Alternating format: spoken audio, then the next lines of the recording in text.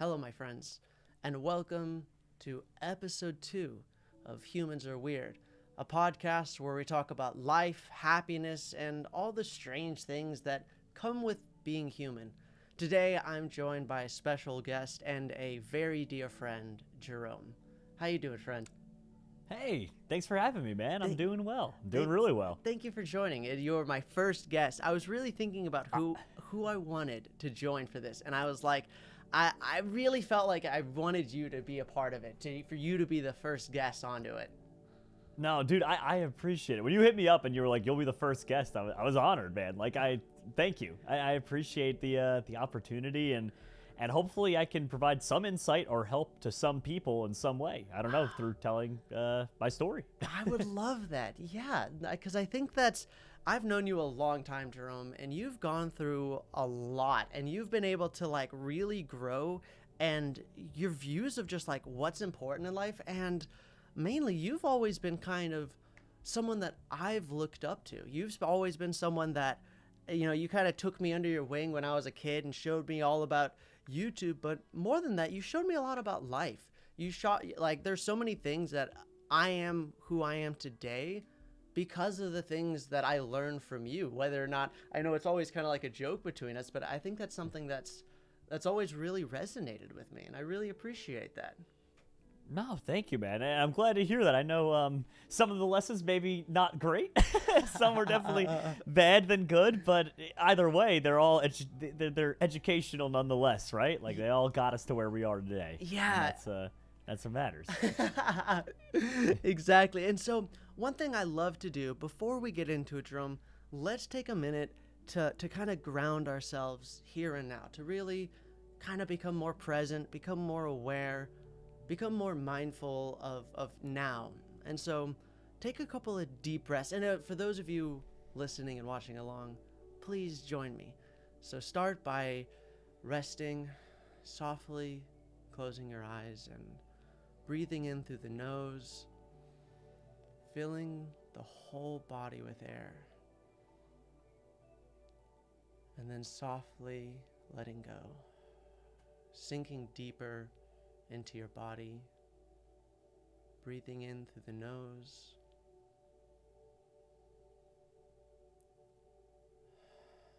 and taking a moment to appreciate having stopped, not having anywhere to go or anything to do. Taking time to feel the weight of your body resting against the chair, the sound of the music, and slowly following the breath as we inhale and exhale.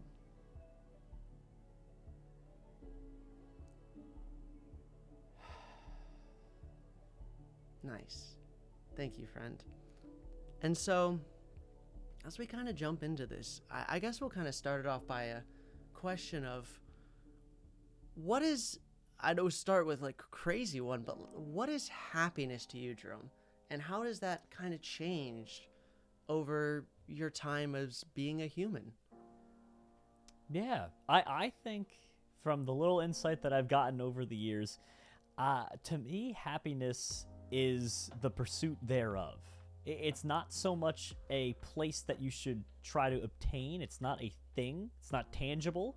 And the more that you think that it is, let's say once you get to that goal where, let's say you thought that happiness was obtaining this or getting this status or getting whatever it is in life, when you get there, you'll realize you're not happy. You got that thing.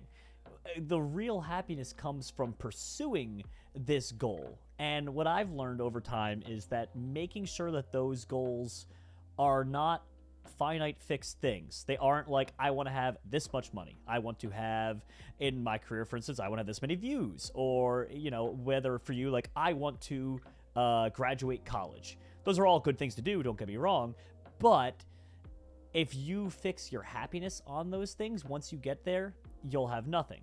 Instead, look for bigger things to do that can be expanded upon. Like, for instance, perhaps a goal for happiness would be something like, I want to have a family. And so pursuing that, the act of finding a partner, the act of having children. And then once you have the children, right, the goal isn't just hit. You're not like, oh, I have the children, I'm done. No, now you have an entire life to raise. You have another, literally the rest of your life to participate in this person and that goal.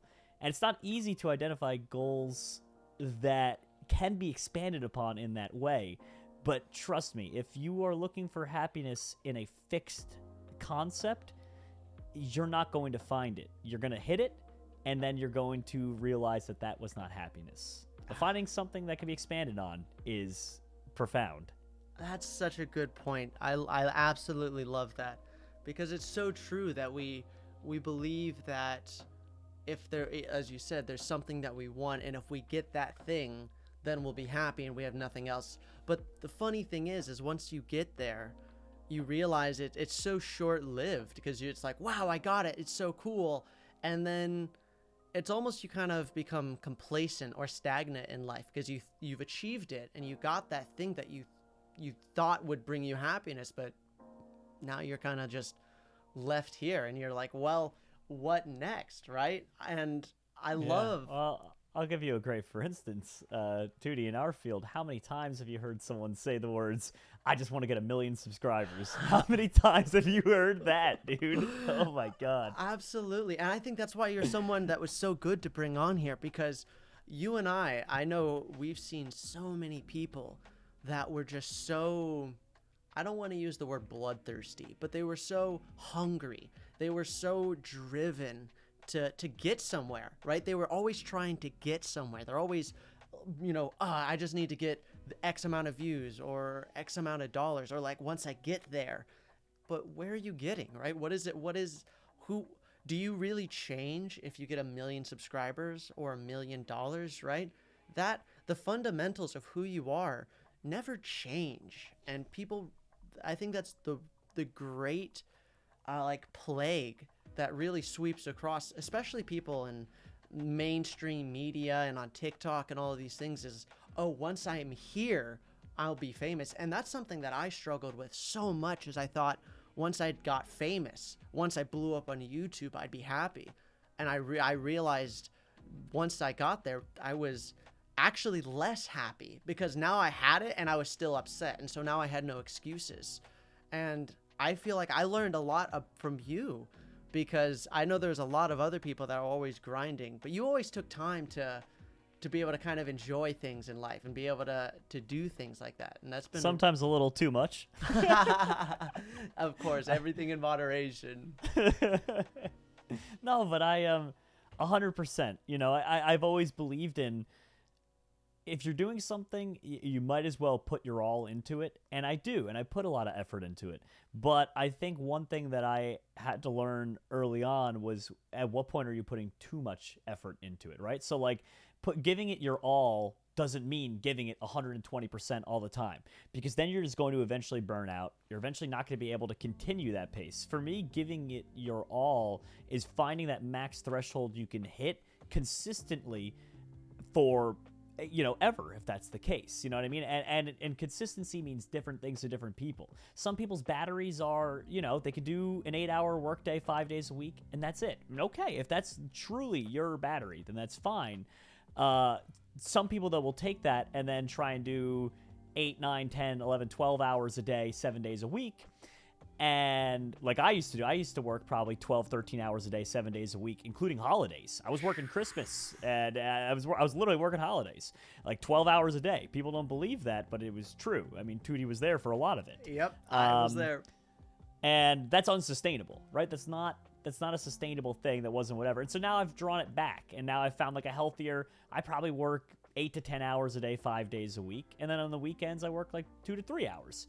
And for me, that's like, well, like I said, my battery's a little different. Someone might do less. Someone might look at me and go, a guy working for himself, only working that? Then some people might scoff at it. But everyone's different. And for me, that's like kind of where I'm at, where like, that's how much time I can consistently commit and not get burnt out, and still have time to enjoy life, and more importantly, pursue the things that actually make me happy, right? Like the work stuff, it's a passion of mine. I like making family-friendly content. It's what I'm passionate about, making people smile, making them laugh, and although I can't fix their problems, giving them a distraction sometimes when you're going through some hard times in life is just as good.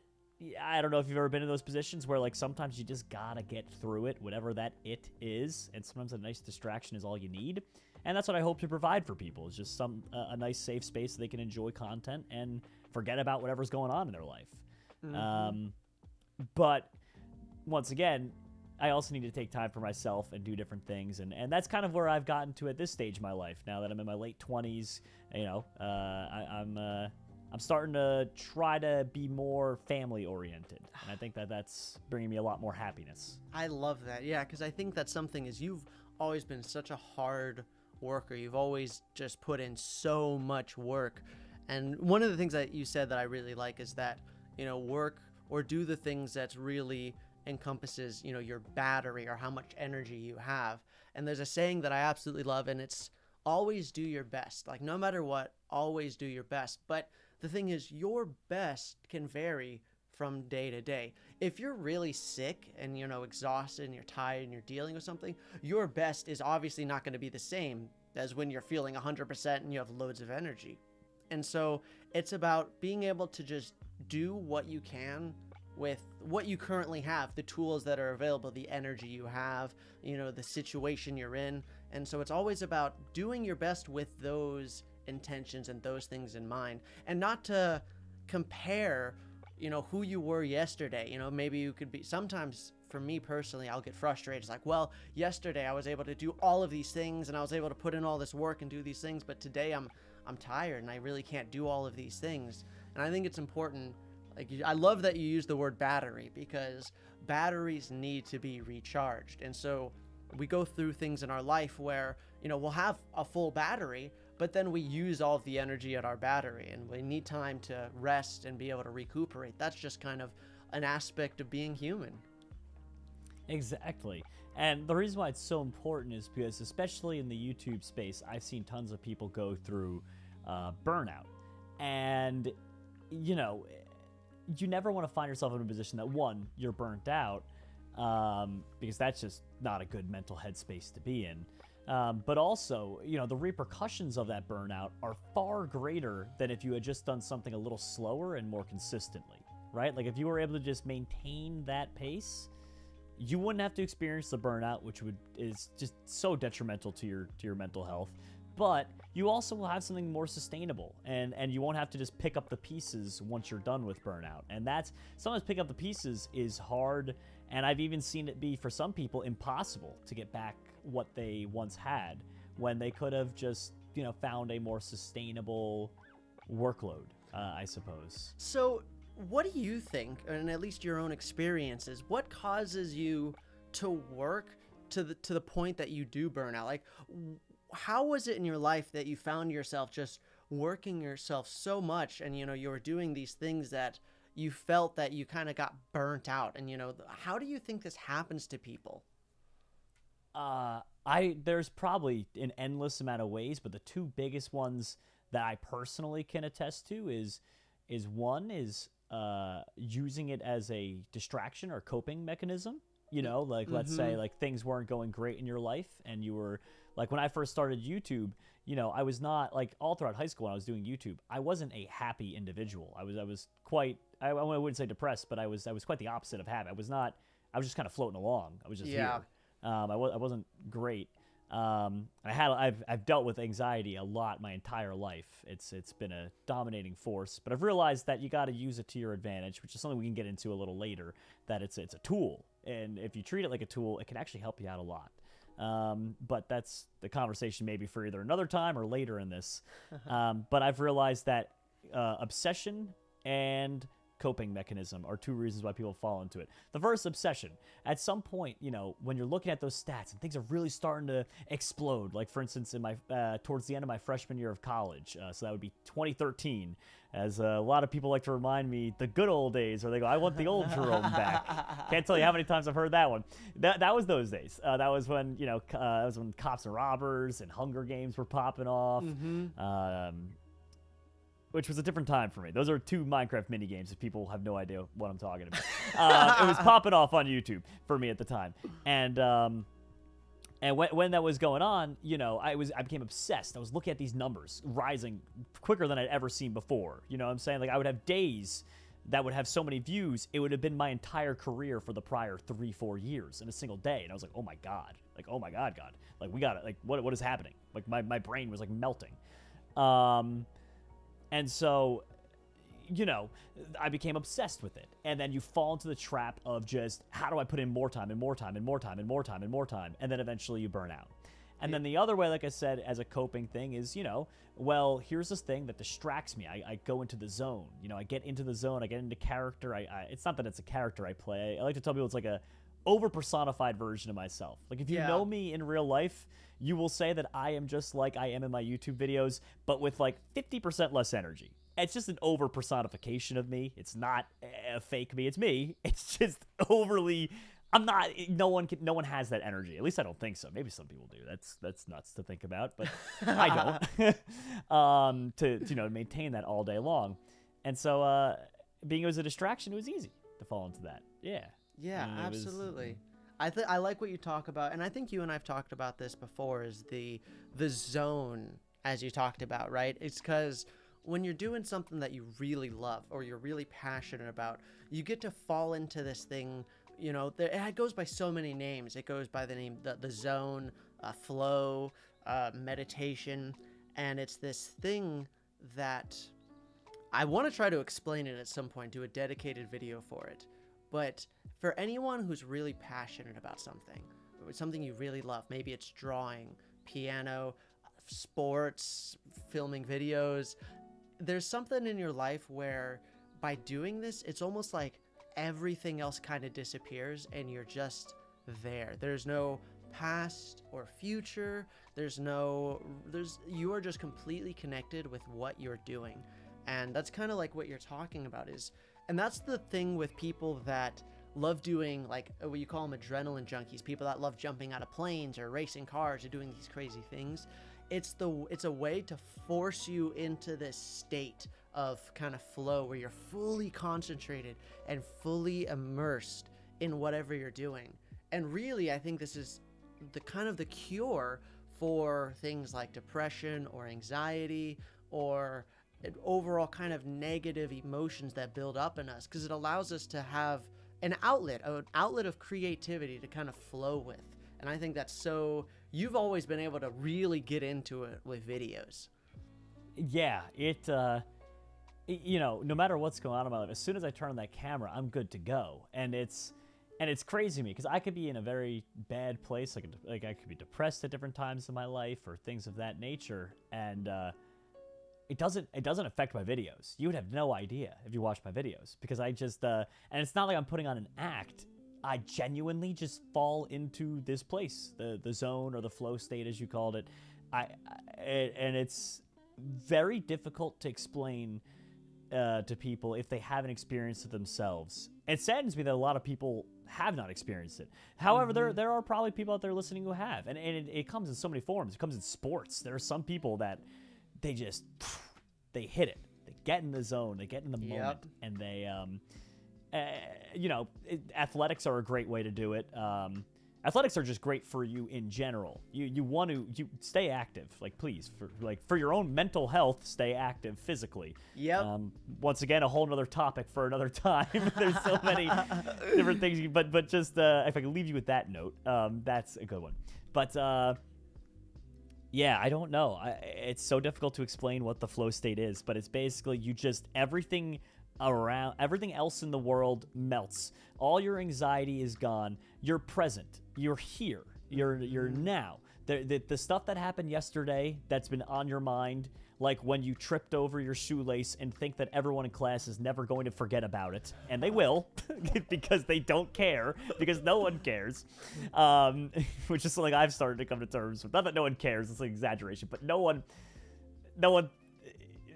think how about this? Don't assume what other people are thinking. And if you ever get anxious about it, assume that people think of things the way you do. If I saw someone trip over their shoelace, I wouldn't think about it the next day and be like, that guy is, he's so clumsy. I wouldn't think that personally. So why would I assume, even though I do it, same as probably people listening, you think though, oh, if I did it, that they'll think this. Well, don't do that. They're not thinking about it the same way you wouldn't think about it. Like, it's, I don't know. Isn't I'm that getting on a tangent here. Isn't that so funny how the mind works? How the mind kind of like tricks us into thinking that everybody else is thinking about us. Like everyone else is thinking about like, oh, I think I'm so clumsy, or or that awkward moment. Everybody's thinking about that.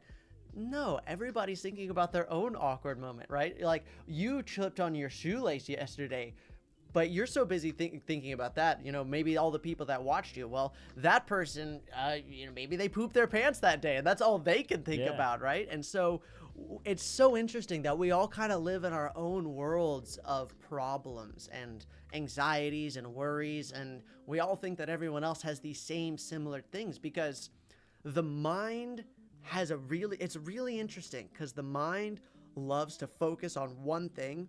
And when the mind focuses on that one thing, that's all you see. And that's what you think everybody else sees as well. And so it can just be super overwhelming. And I know that's something, I find it kind of interesting, because I think that you and I come together at almost opposite ends of the spectrum, because there's a great saying that says, if you're anxious, you're living in the future. If you're depressed, you're living in the past.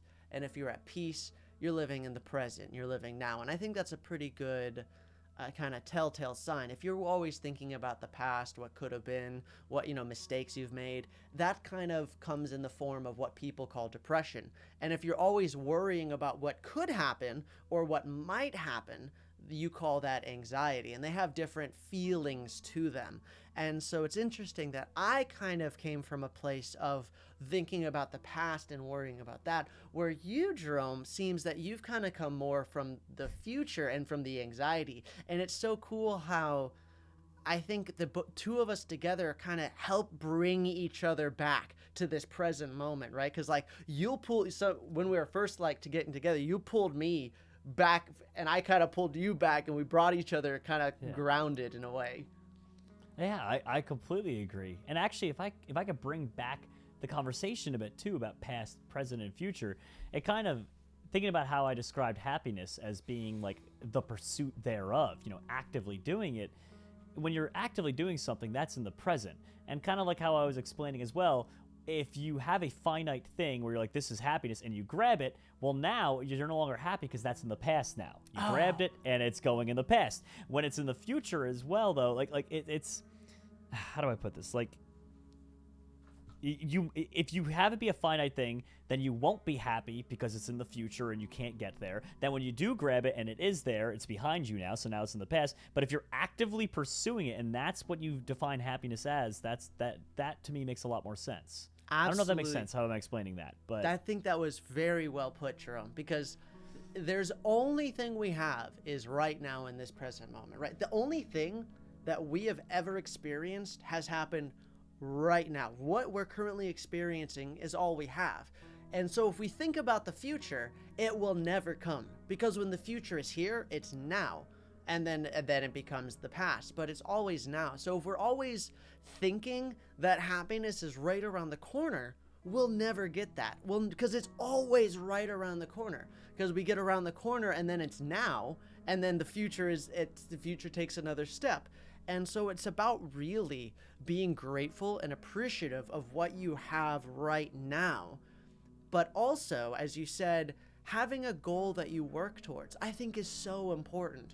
Because if you don't have anything you're working towards, you don't really feel like you're growing. And I feel that if you don't think that you're growing or going anywhere, you kind of get stagnant. And you just because then it all kind of merges together in a sense. Yeah. No, absolutely. I completely agree. And you always want to be moving in some way. I don't mean that physically. I mean just you want to be moving towards something. Yeah. Always. Never complacency. I think back, my mom was not very not very what's the word when someone's like nice with like coddling. She wasn't very my mom's great, but she was never like very like coddling with words. She wasn't very like whatever. And she used to say complacency was the death of a man. And she got the quote from somewhere, but she used to say it to me. And like I said, not really something you'd hear from your mother normally, but that's just her. You know, she's great. She is the way she is. Love your mom. And dude, she's a riot. But but yeah, like, but she, you know, that always stuck with me. Where like, yeah, like, you know, like at times in my life where I'm like, like I did it, and I just sit down and relax. I find it to be quite the opposite now, where I'm just like, no, I didn't do it. Like, there's so much more to do. Don't get me wrong, take some time to relax. But you know what I'm saying is just, you know, when you take, if you sit there and you think like, hey, like I did it, like I did the thing, like all right, good. Like now I can relax and not really work hard and not have any more goals. Well, then when you don't have those goals, you just slowly just, I don't know, it's kind of depressing. And you just kind of sit there like a loaf. That's because I think it goes back to this concept of time we talked about. Because as soon as you achieve it and you go, I did the thing, and then you think, okay, I am now a person who did that thing. Now you're thinking about something you did in the past. So now your happiness lies in the past of something that you have already accomplished. And so you're thinking about that. And so now your thoughts and all of your emotion and energy is going to the past. And that's where kind of this feeling of depression of it's this weight, it's this kind of sluggishness that comes about it. And for those out there that might be listening that are more like visual learners or like to kind of think of things in that way, and if you're also more apt for like science, then you'd know that space and time are two different dimensions, right? And so think of it this way. Say there's something that you love or someone that you love. You want to be near them, right? Physically, you want to be near them. Well, time is just another dimension that things get further away. So if you obtain that happiness thing and it's in the past, as more time goes on, you literally get further away from that thing. You are literally getting further away from that concept. Wow. And that's just another way to think about it. But that's true. In the same way that, like, if you love someone, like whether it be a family member or your significant other, you want to be nearer to them. Well, guess what? That thing that you called happiness is only going to get further away as you achieved it. Because that's just how time goes. Yeah. Time goes this way. That's so well put. I think that's so important. And I think what's really important, or something that came to mind when you said that, is the importance of being able to let go, right? Of being able to let go of things and to not hold on to them as they go into the past, right? Like they come into our lives and we're grateful for it and we accept it, and then to accept it as it leaves our lives. Because if we hold on to it, right, as you say, if we're holding on to something in the past and it just gets further and further away from us, it'll pull us. It will pull us apart, and we will stretch. And that's where we feel like we're being pulled in so many different directions, more of an emotional state. And so being able to just let go of things as they go into the past and be able to accept new things. And I think that's super important. Definitely. And like I said, if I could say one more thing about happiness, and I brought it up at the very beginning, is whatever that goal that you're trying to achieve is, make sure it's more open-ended. Make sure it's not a finite thing. Like mine right now, if I had to say what my like happiness goal is and what makes me happy, is building I guess building upon my connections, my friends, my family, and building that relationship with them, and those that may or may not exist. And by that I mean, like for instance, one day I want to have a family, I want to have kids, and so working towards that, that goal of I got engaged recently. We're gonna get married September of next year is the plan, hopefully, and then from there, we want to have kids, and so. Building out those relationships with those future kids. They don't exist yet, but that's going to be something I can look forward to. Working on relationships as well, like my friendship with Tootie here. Like, being able to see or talk to him more frequently. Some of my childhood friends, same thing. Like, I have a bunch of friends that are over 20 plus years now. I've had a group of a few friends, believe it or not. And building out that relationship and friendship with them, my parents, my sisters. These are all lifelong goals, right? That doesn't change. And it's funny because every time that I strengthen those things, I've found it makes me happier. When I talk to Tootie on the phone, even if it's just FaceTime for 30 minutes, I rarely ever hang up that phone. I'm just like pouting, like, oh, I hate that. No, it's great. Like, you know what I mean? Like, I was like, yeah, like that was really cool. Like, that felt good. And, you know, my parents invite me over for dinner sometimes because they live like 10 minutes away from me. And I'll go over there and, like, it's nice. I get to hang out with them, and that feels good. That's nice. Not everyone's goals have to be that. Just make a goal that's open-ended. And so I think that's a good point.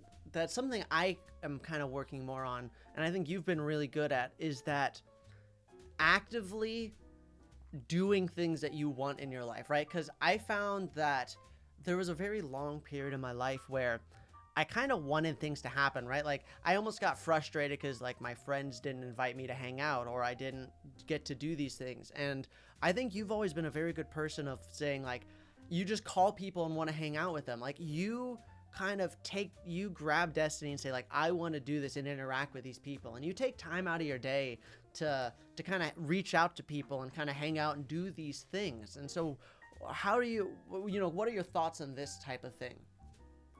I think that, and now this I would put more so as belief than anything else, because I can't vouch for everyone, and people are going to be watching this go, I'm an introvert or this, that, and the other, and so this might not work for them. But for me personally, I really do believe that one of the roots to happiness is people around you, connections and love and positive energy.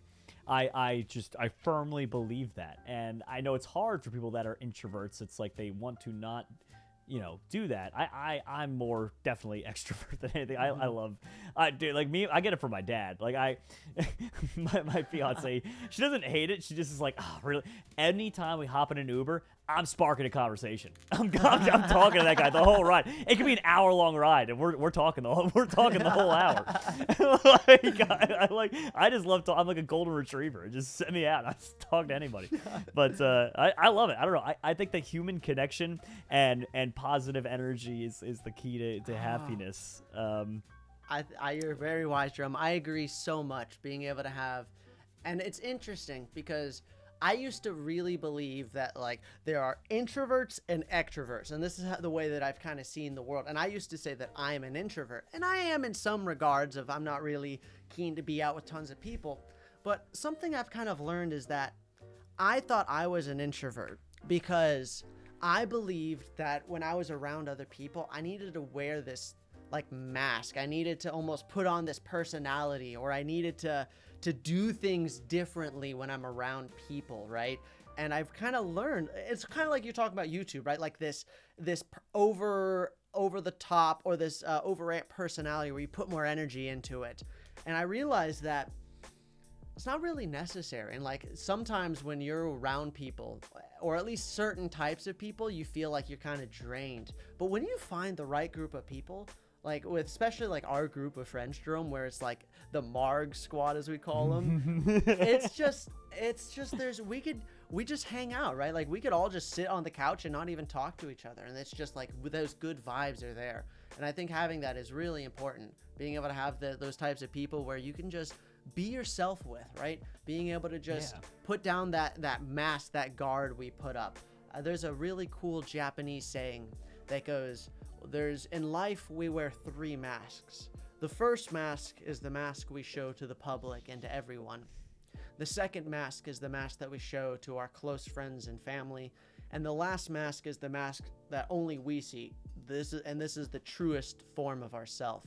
And I think something about life that has at least given me a lot more happiness and confidence is starting to be more of who I really am to my friends and family and the public, and making these 3 masks merge into more of just one, of just who I am. Yeah, I like that a lot. I really do like that a lot. I know you've said that before to me. The 3 masks. What would you call it? The belief, I guess. Story. Yeah, it's like a saying. It's not a parable. Yeah, it's some kind of thing that they say there, which I love so much, because it's so true that I think we've all experienced this to some regards, but a very distinct memory or feeling came to me where growing up as a kid, I had a bunch of different friend groups, And I always never wanted to get all of them together in one room because I knew that I acted differently just a little bit with every friend group. And then I go, if all of them come together, who am I going to be? Like, how do I act in front of all of these people? I feel like it would almost be contradicting. So I almost didn't want to get all of my friends together because I felt that I was acting in a sense. Yeah, and I feel like it's kind of harsh to think that upon yourself that oh, well, I act differently around other people than I do myself or whatever, and therefore that makes me fake or something like that. Yeah, I don't think that's the case, and to be honest, it makes sense. You know, like when you should have. This is gonna sound crazy, but you should have different masks for the different people you meet and even yourself.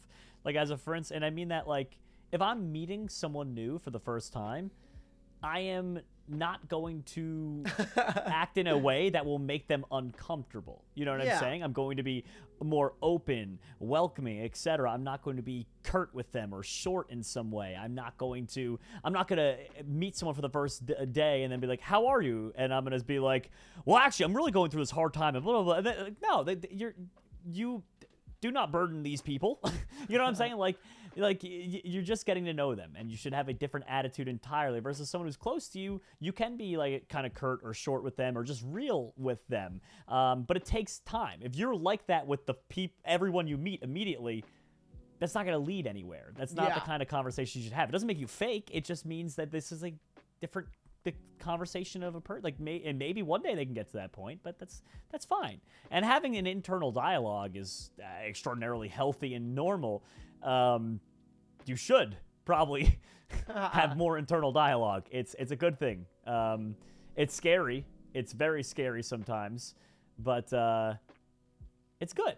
Yeah. You know, you get to really learn more about yourself. Everyone thinks they know everything about themselves, and they don't. And sometimes they find out in ridiculously explosive ways. Like unfortunately, like for instance, and I've had them before, like a panic attack, and you're like, oh my God, well, I didn't realize that about me. You know what I mean? Like. But it's like if I had just taken some time to maybe meditate or meditate and or like just take some time to talk to myself in a way, if that doesn't sound insane. I'm not trying to sound like an insane person here, but like having that internal dialogue, I think that's probably wouldn't have ended up that way, Absolutely. Probably. I think it's really important to take time to just be quiet, to be silent, and to just take a time to sit down and be with yourself and to hang out with yourself. It's really important to, before you really have any like relationships, and I don't mean that romantically, but like a relationship as with friends or family, you want to have a really solid kind of relationship with yourself, right? You want to almost be best friends with yourself, where you enjoy your presence, hanging out with you, spending time with you, because you're the person that you're going to spend your whole life with, right? Like really. And so you want to be able to like the person who you are. And in order to do that, you, as Jerome said, you need to know yourself. And so you do need to kind of be able to investigate the internal workings, right? Be able to watch your emotions and watch your internal dialogue, right? You watch the way you react to the world. And it's very interesting what you might say. As Jerome said, you could be very surprised. Some things might just happen in your life and go, wow, I didn't know I would react that way. We all have these fantasies, or we see these things where these people do amazing superhero acts in like these times of crisis and danger, and we're like, wow, that's exactly what I would do if something crazy happened. And a lot of people kind of will freeze or something happens, right? And so being able to learn more about yourself and be comfortable with who you are, I think is so important, especially on this road to happiness we're talking about. Yeah, absolutely. Absolutely. I couldn't have said that better myself, to be honest. And I don't know. Another note of randomness, just don't be hard on yourself. No. That's one thing is don't be hard on yourself. Because even if you set these goals, even if you say like, I want to do this, or I want to do this to be a better person, or I have this idea of like, like I want to stop being XYZ, I want to stop whatever. Everyone stumbles and falls on the way to doing those things. And like even myself, like Tootie gave me a great book called The Four Agreements a couple years back, and there's so many lessons from there that like I try to follow, and I stumble and fall on them. Like one of the biggest ones is don't make assumptions. Like don't assume what other people are thinking, because that's just going to lead to anxiety and fear and whatever. And I still do it. I try not to, but it happens sometimes. And just don't be hard on yourself. That's just part of the human experience. Like you're not gonna always succeed at that, and that's okay. You just learn from it, and it's best to try to identify it when it happens. Yeah. And be like, hey, like that's not what we're working towards. That's not what we're doing here. Absolutely. I think it's so important to not get frustrated or upset at yourself when you're in this process of growing, or at any point really, to get angry at yourself, because that doesn't do anyone any good, especially yourself. And so when you have these times where you might get frustrated or upset with the outcome of things, taking time to kind of just go inward and to look at it and to feel it and to, you know, breathe into the situation is super important to really bring this activeness of peace into the world. Because I think that the real goal, right, what we all are striving for is to be happy, right? If, you know, you give someone a lamp and it has a magic genie that can give you any wish you want, everyone's wish more or less is going to be something that they either believe can give them happiness or just happiness itself. Because that's really what we want, right? Like, would you rather have all of the money and power in the world and be sad, or live in a cardboard box and be just the most happy person in the world, and you just always live every day just in immense joy, right? Exactly. And that's another thing too, just like a side note kind of about money. It's something a lot of people conflate it with happiness. I think it's important to at least touch upon it briefly. Look up the studies if you like science. Look up the different studies on how happiness and its relation to money is kind of like a bell curve, if anything. Like, yes, to an extent, like if you have nothing, right, and you're struggling to even pay for food and shelter, etc., you obviously won't be happy. But then once you make enough to meet your basic needs, it very marginally goes up. And that's about it. Like, it's not like, oh, but then if I make $1 billion, my happiness goes. No, like, once you meet your basic needs, and then the next big hurdle is once you have enough to do some fun activities on top of your basic needs, right? Like, so, like, basic needs and then fun activities, it kind of just rounds out. It's not like if you make more money, you will be more happy. Sorry, I know we weren't talking about money, but that so many people conflate it with happiness. Just look at the studies on it, and you'll see what I'm talking about. How, like, there comes a point where money does not make you happier. Like, It just doesn't. Now, once again, people always argue, well, how can you be happy? And you're right, because people who can't afford the basic necessities in life are not happier. It's just proven by the numbers. But once you get past that point, it's not like the accumulation of insane wealth is going to make you happy. It's not going to. In fact, I would argue that it would actually make you quite upset, because there's so many more things that you have to do now. So many things that you have to worry about, because now you have all this money, or you worry about losing it, or, you know, what happens if this, and there's so many problems that kind of come into your life, and you're like, oh yeah, I have all this money. Another saying that I love is, look at that poor man over there. All he has is money. I like that one a lot. Right? I think that one's really good. So, Jerome, I got a question for you, okay? If you were able to sit if you were able to sit down your past self, right? Like maybe 15, 16-year-old you, what would you tell them? Like what would the advice that you would try to give them in your role to like happiness? Like, what do you think is the best advice that you could give to your past self to help you in learning to deal with, you know, the anxieties and the worries and, you know, the goals that you want to work towards in life? I would say that letting go is the most important thing. That any problem that seems like it is going to be the end of the universe does not matter. And until the day you die, no problem is insurmountable to overcome, period. After that point, that's a whole nother story. But no problem's insurmountable. sitting there going like, oh my God, if I fail this exam and then I'm not going to be able to get good grades and then I won't get into college and I won't like shut up. Even if that doesn't happen, it's still not the end of the world. There's plenty of other things out there. Or like what happens if I'm just trying to think of an example. Like, oh, I went through a hard breakup. Oh no, the world's over. I'm never going. Yes, you will. You'll find someone. You're fine. Like, you know what I mean? Like, Yeah. No matter what the challenge is, and no matter how difficult it seems at the time, and no matter how sad it makes you, no matter how much you're like, I won't be able to pick myself up and whatever, you will. You don't have a choice. You have one way to go. Yeah. Like I said, you can't go that way. Can't go to the past. You have this way to go. So just let it go. Try to anyway. That's what I tell myself. Just let it go. That's a great. I love that so much. Learning to let go. Do you Oh, think? and drink lots of water. I Water. like water, dude. I drink a gallon a day now. Jerome, I've Dude, been. I'm pretty far down this already.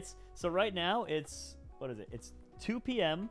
and I am at the 7 p.m. mark. This might be a gallon and a half day. Oh my goodness, Jerome. I need to drink more water. Recently, I've been getting into yoga and I've been detoxifying my body. So I've been stretching. Okay, sorry, I'm not laughing at you. I'm laughing at yo.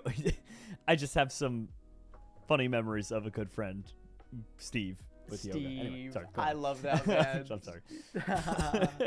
But yeah, I've been doing that, and basically, it's like I need so much water to help like rehydrate all my muscles, and I just don't drink enough water. So I was like, before we jumped into this, I even had a headache because I just didn't drink enough water, and so it's so important. Water is really it's so funny because when I was a teenager growing up, and I was really, moody and, depressed and worried about everything. And the life was so crazy. And I'd always talk to my mom about these things. And my mom would always be like, just drink water or eat something healthy or go for a walk or just tell these things. And I always used to be like, Mom, what are you talking about? Like, that's not going to solve my problems, right? Like, what are you talking about?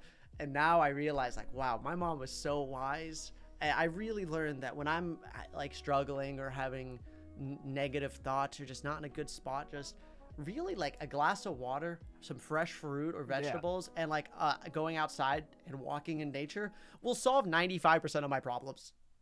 I completely agree. And I think just to summarize that as well, and I am not a doctor, I'm not a nutritionist, I'm not in anything, so I'm not going to give you direct nutritional advice. I will leave it at watch and be mindful of what you put in your body. Yeah. And don't wear stupid things as a badge of honor. I can't tell you how many times I have friends that be like, oh, like, dude, like, I can go off of 4 hours of sleep a night. I've been doing it for the last 3 days. Well, then you're an idiot. Like, don't wear that as a badge of honor. Close your eyes and go to bed. Sleep is so important for you. Don't wear a badge of honor. Like I have some friends that are like, oh, like, yeah, I drink a pot and a half of coffee a day. I've been there before personally as well. That's not healthy. That's not good. And you shouldn't wear that as a badge of honor. That's not a good thing. Don't do that. Stop it. Stop bragging about it. Control yourself. Like, I don't know how to put it. I'm sounding like a dad here, but like, knock it off. Yeah, like, literally, for lack of a way to put it, knock it off. Yeah. Just watch what you put in your body, and just and don't wear shameful things as a badge of honor. I think it is not a badge of honor that you slept 4 hours last night. Go to bed. It's not a badge of honor that you stayed up till 5 in the morning. Not a badge of honor that you clocked on 15 hours straight of XYZ video game. And I've done all these things, so I'm not being judgmental, but stop it. Your life will be significantly better when you do. Stop it. Yeah. I'm just telling you from experience. That's it. There's a really great person. Her name's Carolyn Mace. You definitely should look her up, and it's Carolyn, and then I think it's MYSS. But she says something of, she's like an intuitive healer, and she helps heal people from all sorts of mental, physical types of things. And whenever someone comes to her and says they have a sickness, she always says, are you willing to give up that which makes you sick? Because there's so many things in our life that makes us not feel good, that makes us sick, that we just need to kind of like let go of, right? A lot of things that, especially kind of anxieties and depressions and these types of things, are kind of caused by something in our life that we can do, or something that we can change, right? It's like, man, like I'm not feeling that great, or like I'm pretty not happy right now. Well, what do? Well, I play video games all day long, and I don't sleep properly, and I eat fast food all the time. And I was like, well, maybe if you get some exercise for your body and really drink more water and, do some things like that, see what happens to your mental health. And I think that's really important, is that you be very mindful and watch yourself and what's happening internally, right? See what happens when you eat fast food, and you'd be like, you might feel great now, but maybe in an hour you feel kind of tired and sluggish. See what happens when you eat vegetables, and see like how you feel later. Do you have more energy? Do you feel stronger throughout the day? What happens when you sleep for 8 hours, right?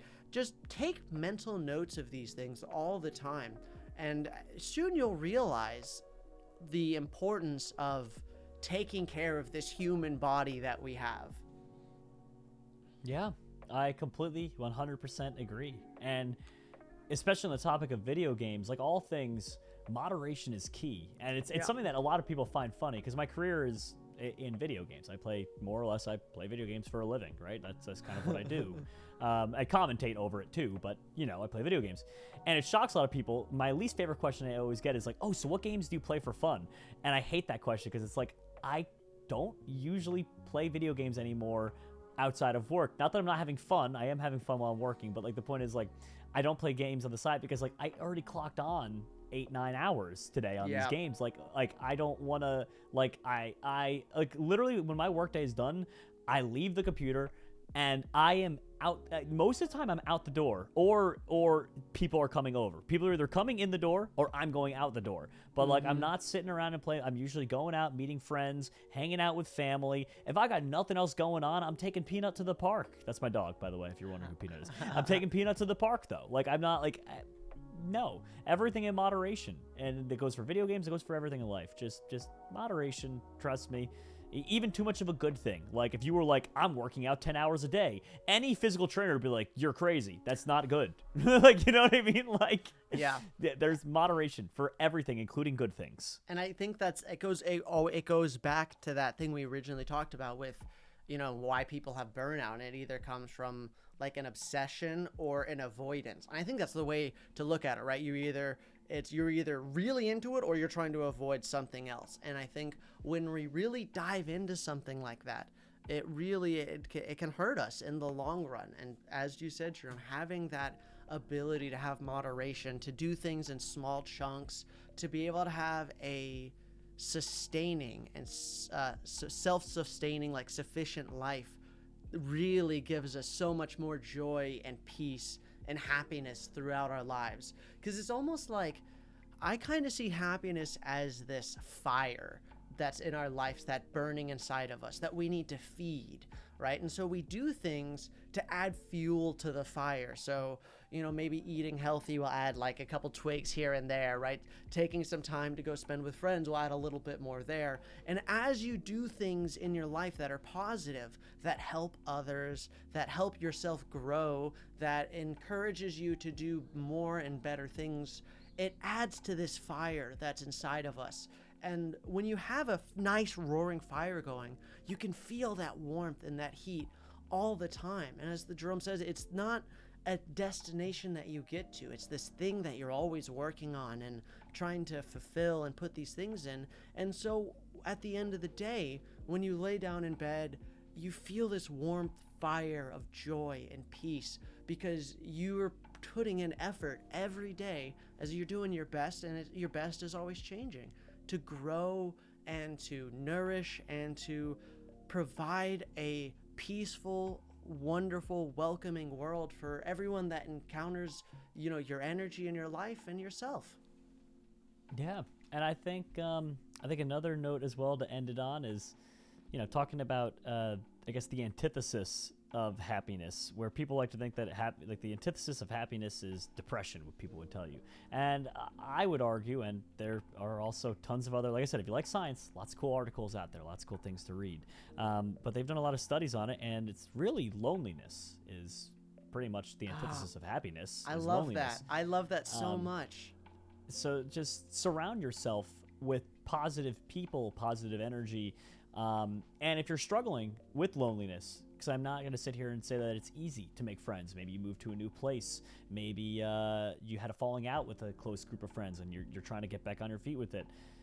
finding a way to put yourself in a social situation where you find like-minded individuals will help you tremendously. And to make that less broad and more direct, join a club around something you like. If you have a passion for sports, or physical activity, that's the easiest one. There's countless recreational leagues out there that you can just join. Literally, join by yourself, and you will make friends with these people. I joined a rec hockey league last summer. I played a total of 3 games. I got 1 goal. Proud of that goal. But and then I got too busy and quit. But, the point is, though, like, I made some friends, and I still hang out with those friends, despite having quit the team after only 3 games. Literally 3 games, and I made some friends.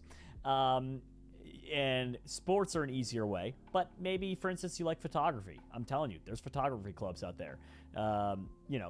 Social networking helps out a lot with that. If you're an adult, then use social networking like Facebook, etc., or one of these other applications, whatever you want to use to find a group. If you're not an adult, I'm not going to recommend you do that because it could be unsafe. So go through your school. I promise your school has clubs or programs that will help you find like-minded individuals for whatever you like. And if you're not in school and you're not whatever, then talk to your parents and have them do research and find something safe and fun for people like you. Yeah. I love that. Just, find people, surround yourself with people, and things will get a little better. Thank you, Jerome. Thank you so much for joining us and sharing your wisdom of what you've learned over your life. I appreciate it, friend. Thanks for having me, man. Thanks for letting me talk. Thank you all so much for joining today's episode of Humans Are Weird. Have a great existence, my friends. And of course, stay weird.